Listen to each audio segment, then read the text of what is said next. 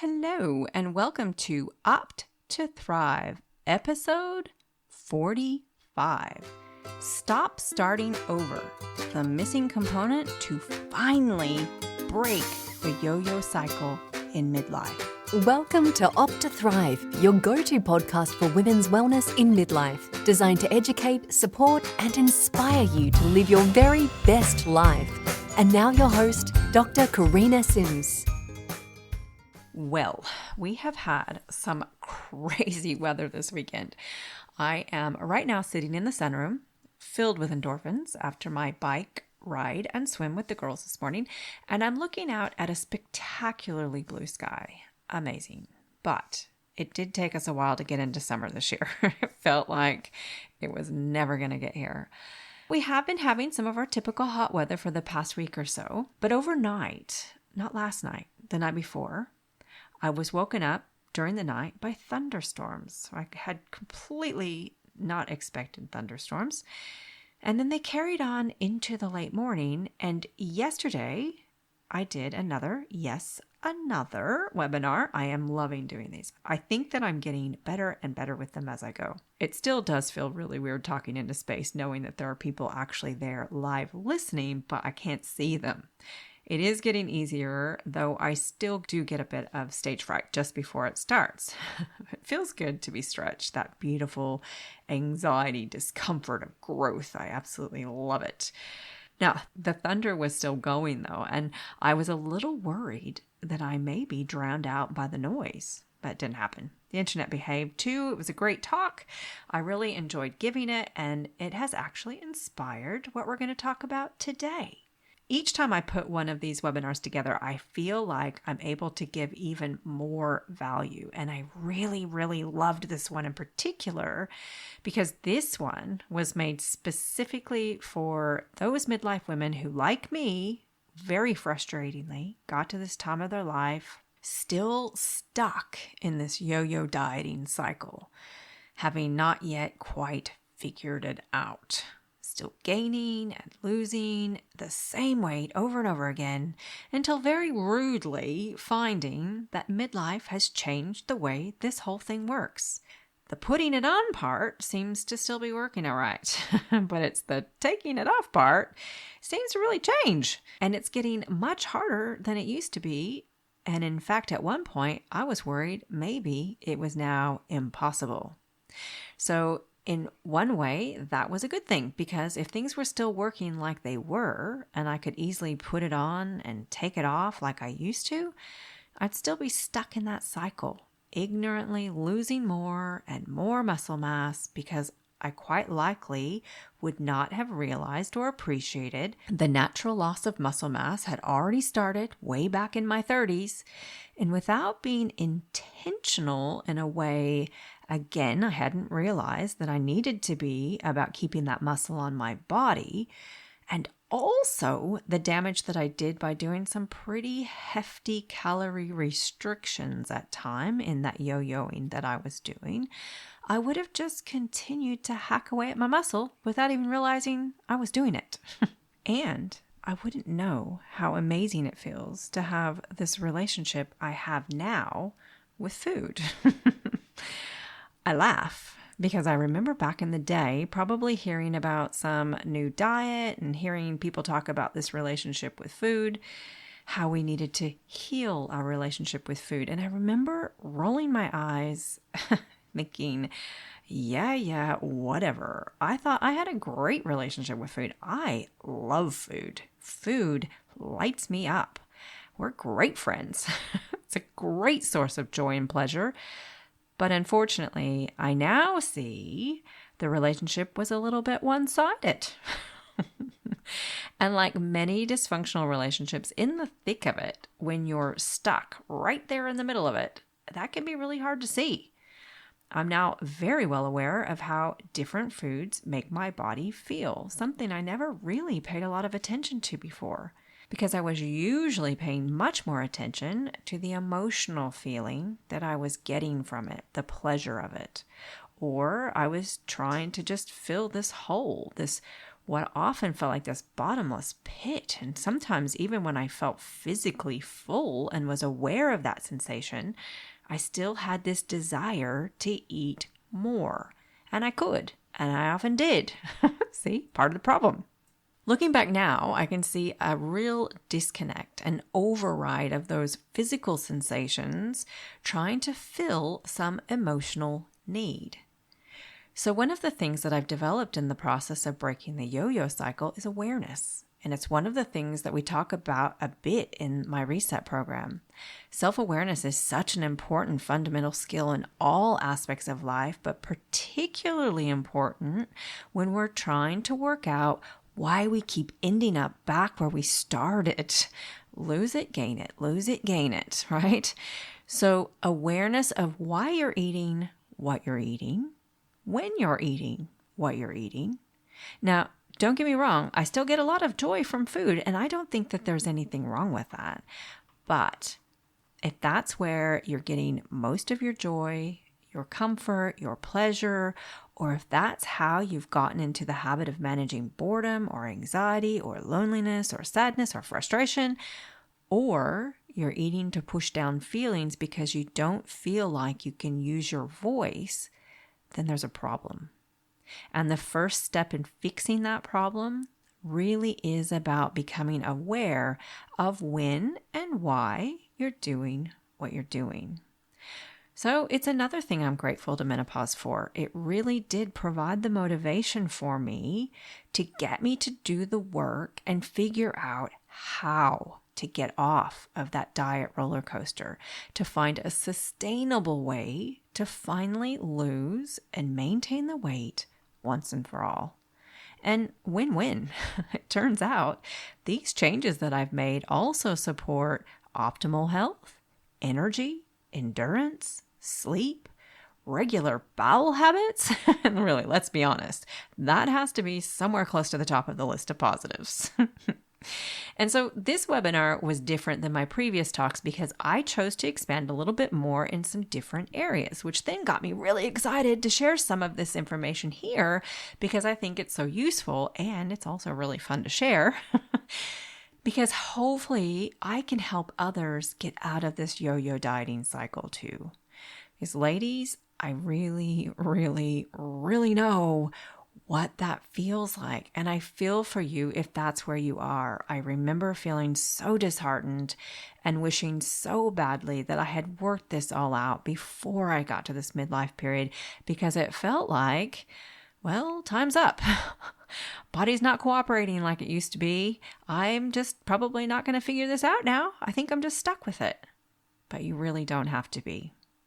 So in the webinar, I break down the solution to breaking free from the yo-yo into 4 components. There's a hormonal component, a get your muscles sorted component, a nutrition component, which I expanded on a little bit more in this particular talk. But then there's also the 4th, and I think quite often forgotten about component. And I honestly think without dialing in this one, there really is no point in trying to make changes in the other components. And I know because I've done that. Because really, if you don't work on the 4th component, you're really just working against yourself. The 4th component is mindset. So I thought I'd do this whole episode on just that one component because it really deserves its own space. It really, truly is half the battle. So today I want to talk about what I see are the main mindset issues holding us back when we're stuck in this yo-yo cycle. I think one of the biggest, if not the biggest one, and I absolutely know it was for me, is the temporary mindset. I have been on a lot of diets, and I recall the restriction and the deprivation and the suffering. And I very clearly remember time and time again thinking, I'll just get the weight off and then I can go back to eating the things that I want to eat. And yes, when you say that out loud, that really does seem very silly now. Of course, you're going to put the weight back on when all you're doing is a quick fix. But I really thought, and I know I'm not alone here, I really thought along the way somewhere I'd work it out. I'd work out how to do it, how to go back to eating the things I wanted to eat and the way I wanted to. But then this time, I would then miraculously somehow now be able to maintain my weight. I just kept telling myself, I just need to get the weight off first. Then I can maintain it. And that just never happened. I see this over and over again in my practice, and sometimes it's so hard to get this across to people. Sometimes they don't want to hear it, and often they really don't believe it. But women come in wanting some help in getting the weight off, and they're often confident that once it's off, they'll be able to keep it off. But I'm telling you, without doing this work, the odds are pretty slim that you're going to be able to get the weight off and maintain it for the long term. What I hadn't realized is that those periods of restricting were what set me up for flying off those diets like a kettle blowing its lid when it boils. That is what it felt like. I would restrict and deprive and suffer for as long as I could to get the number on the scale to something that I deemed acceptable. And that's a whole other podcast.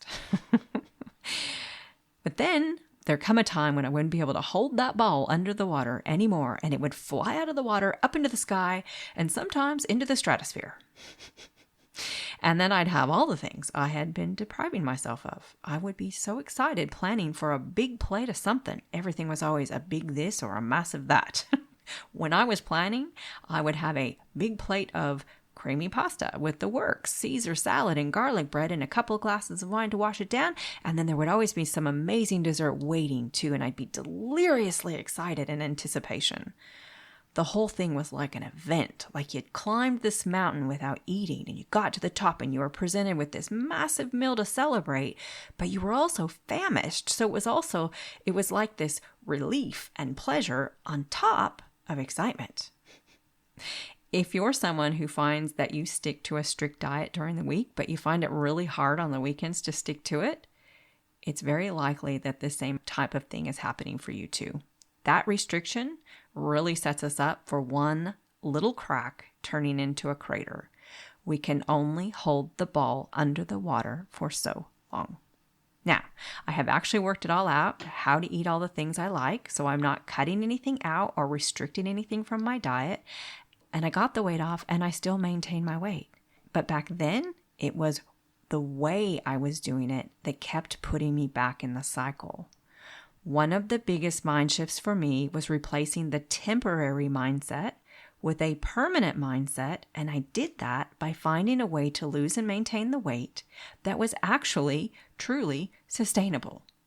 And part of the sustainability came from another mindset tweak: how I was looking at the food I ate in general overall. So I introduced this concept in the webinar as well, the concept of having an energy budget. Again, it seems pretty simple, but I just never really thought about it like this before. I really think I just thought that our bodies should just regulate with what we put in it and find its way to maintaining a weight that I was happy with. But no, we actually all have an energy budget. The amount of energy that our bodies are going to use in a day. Some of this is genetic, some of it's lifestyle and how much muscle we have. Lots of things determine this budget. Your budget may be bigger than my budget. My budget may be bigger than someone else's budget. If you take in too much energy, it's going to be stored as fat. If you don't take in enough energy, then your body's going to have to go and find it. Take it from your body's stored energy, your body fat. I like to look at it this way. If you're going to a fancy dress party and you have X amount of dollars to spend on a dress and shoes and a bag, and you end up spending most of your money on the dress, then you're going to have to spend less on the bag and the shoes. Maybe even wear some of the shoes you already have. It's exactly the same with our daily energy budget.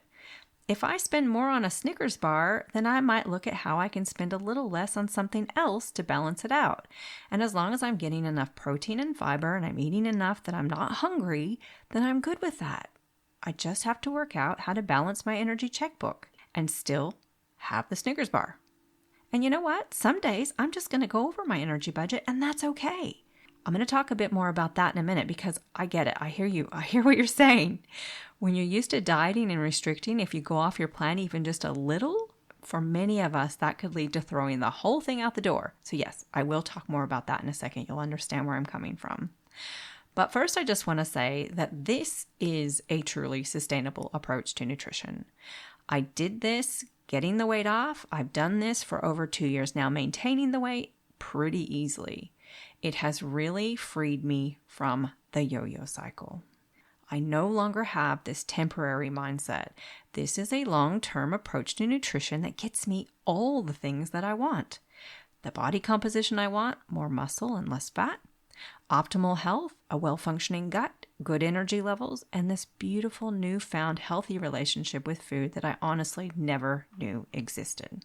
So throwing the whole thing out the door because you went off plan brings me to another common mindset mistake. That good old all or nothing mindset. In the old days, if I found myself on my third Oreo before realizing I had blown my diet, I would have just thought, oh well, I've ruined it now. I may as well just eat the whole pack. And actually, I probably decided it was better with vanilla ice cream anyway, so I might as well just get some of that out too. But now I practice the 80-20 approach. There will be some days I do go over, as I said. I'll go over my budget a little. And I'm confident that if I'm nailing my nutrition and my exercise 80% of the time, that 20% of the time, when I'm not, it's totally okay. It's all going to balance itself out. Take my word for this, ladies. I have done the math. I've proven this over and over and over again to myself. In fact, the way our bodies are supposed to work before we go screwing them up with diet after diet is some days we take in too much energy. And then on the other days, our brains will naturally guide us to taking in a little less to balance it out. Our bodies are masters at hemostasis, keeping the balance, until we go messing with these natural mechanisms like some of us have with repeated dieting and restricting.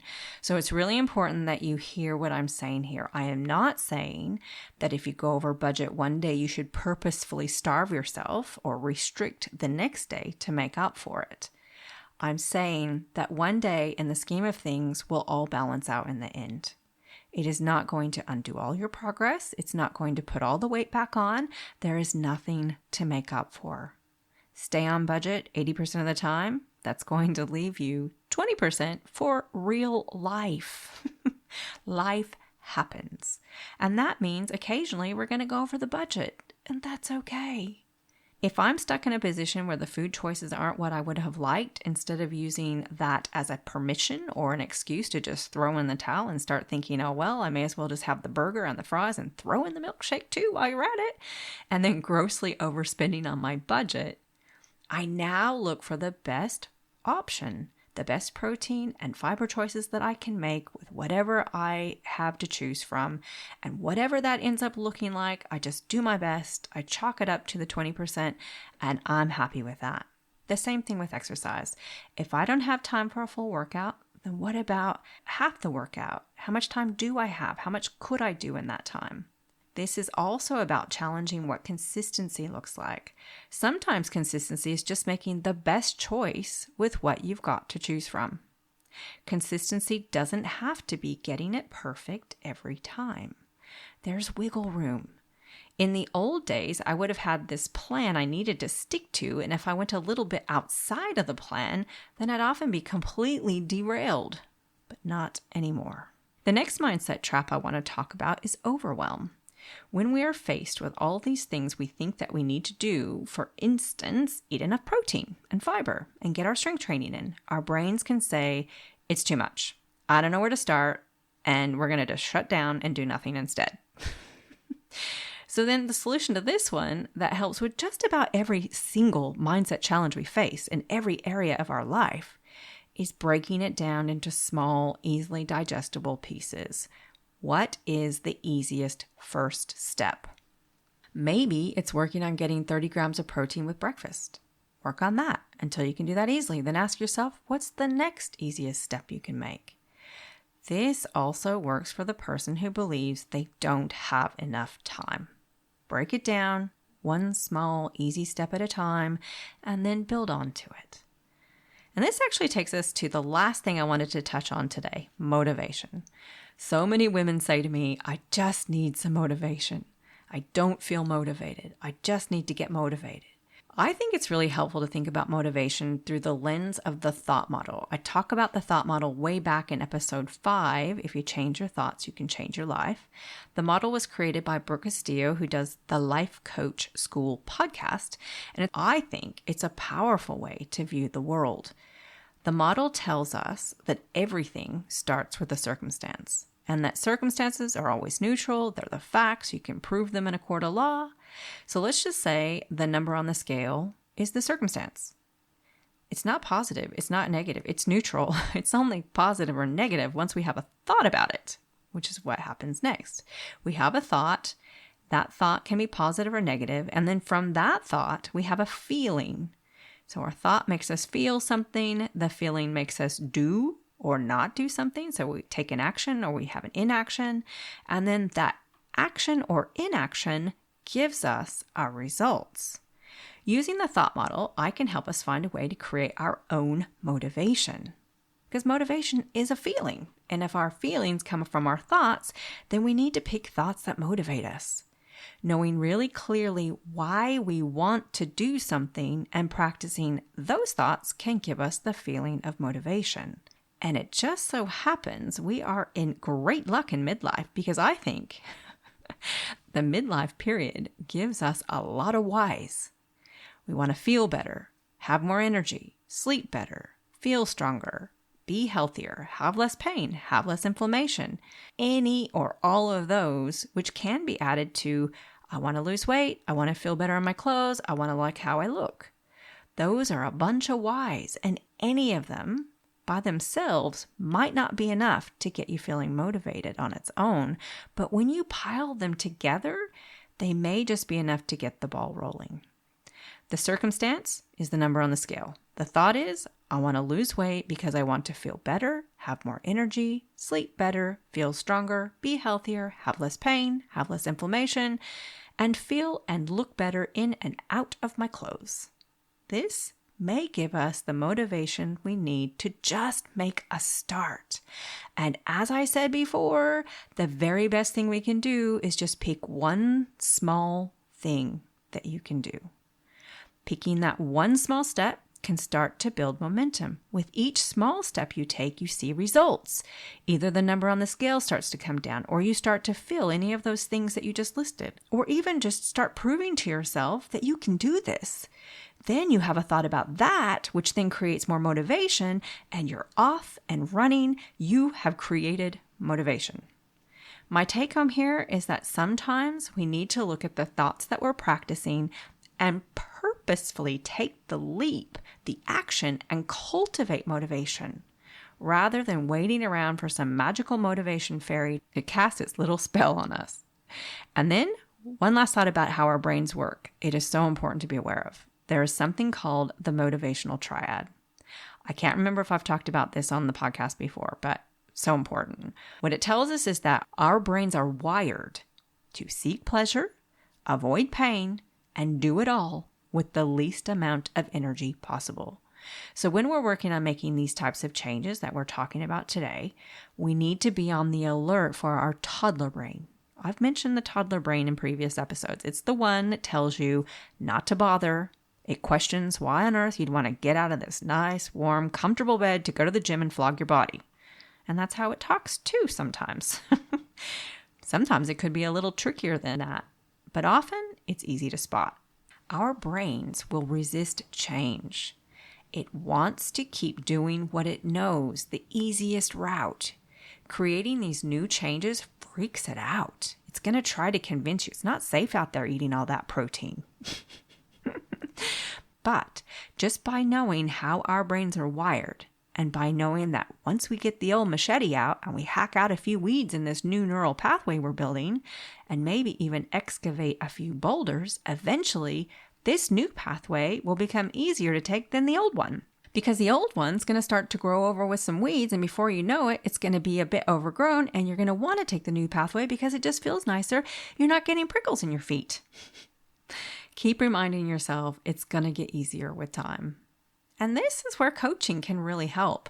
To have someone who has done what you're trying to do and who has the knowledge and the skills to coach you and guide you and support you to your goals can make all the difference. And that's what I do in the Midlife Reset program. We look at where your challenges are and we develop strategies to overcome them. We don't just focus on calories in and calories out. We also focus on strengthening the mindset. If you're interested in watching or listening to the latest webinar, I'll leave a link in the show notes. It's available for a limited time. I'm also getting ready to open the doors to the Midlife Reset program again in early January.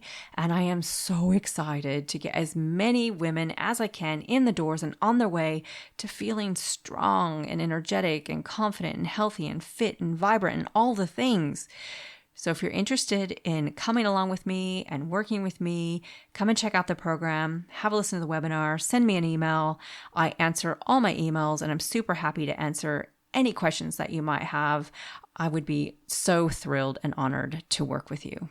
I hope you've enjoyed this podcast. I hope that you've gotten something out of it. If you know someone who might get something out of it too, could you please pass it on? And if you haven't rated and reviewed the podcast, it's probably time to do that. It just makes it more visible for other women who are looking for this information too. I hope you have a great week, everyone. And until then, I hope you opt to thrive. The Opt to Thrive podcast is designed for information purposes only and is not engaged in the giving of medical advice. The information provided on the podcast should not be used for diagnosing or treating a health problem or disease. In no way should the information provided by Opt to Thrive be considered medical advice, and at all times the advice of a medical professional should supersede recommendations from Opt to Thrive. If you have or suspect you may have a health problem, you should consult your healthcare provider. The views expressed in this podcast are purely that of Dr. Sims and do not in any way reflect those of the institutions she contracts for medical services to. Thank you for listening to Opt to Thrive. If you've enjoyed listening, please rate and share the podcast. You can visit our website at opttothrive.com and leave a comment for any subjects you would like to hear more about.